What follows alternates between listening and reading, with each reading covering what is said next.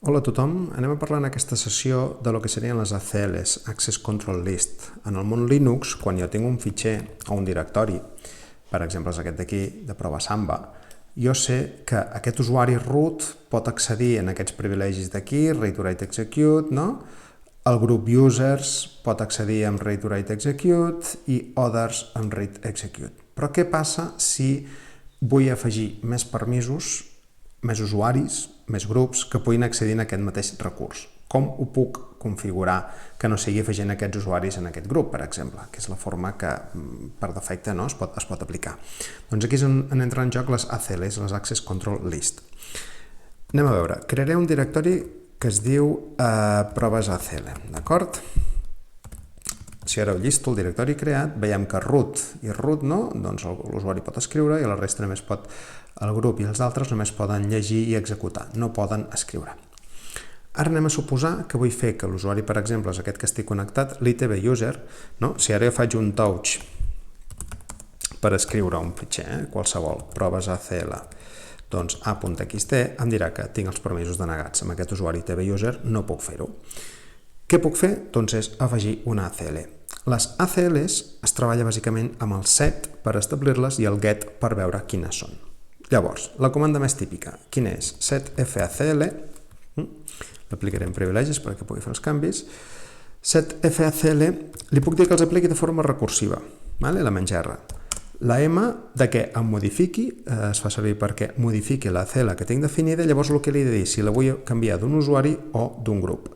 En aquest cas diré que l'usuari ITB user pugui llegir, escriure i executar. Si algun dels permisos no el volgués, puc posar un guionet, o si els vull treure tots, poso 3 guionets. I ara li he de dir sobre quin directori vull aplicar-ho, doncs proves ACL.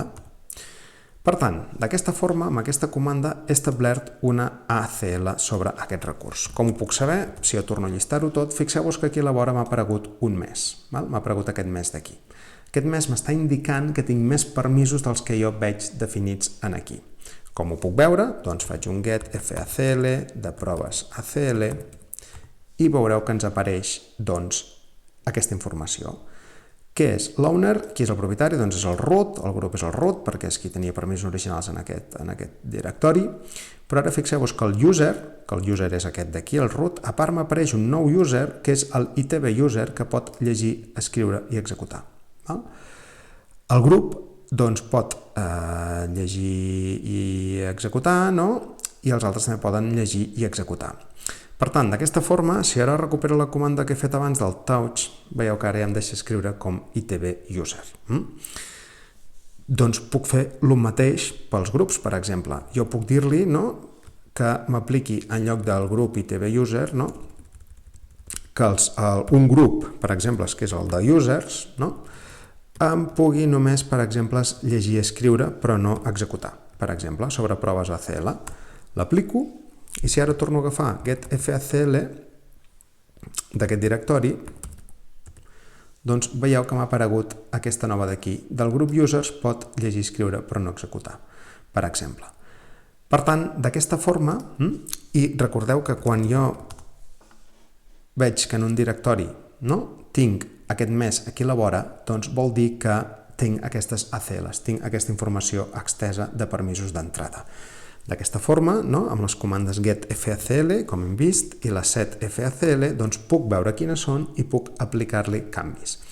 Per exemple, un dels canvis que també es pot fer és treure totes les ACLs exteses. Com es pot fer això? Doncs faig aquest set facl, és amb el paràmetre -b i sobre el directori on ho vull aplicar. I això el que haurà fet és treure'm totes les ACLs exteses que jo tenia. I em torno a quedar amb les de per defecte, les quines jo tenia definides a l'inici sobre aquest directori.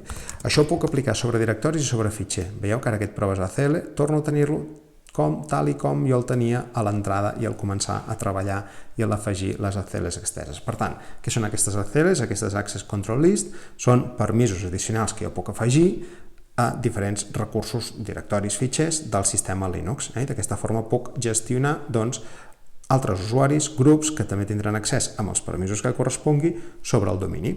Doncs fins aquí una vista ràpida de les ACLs. Moltes gràcies.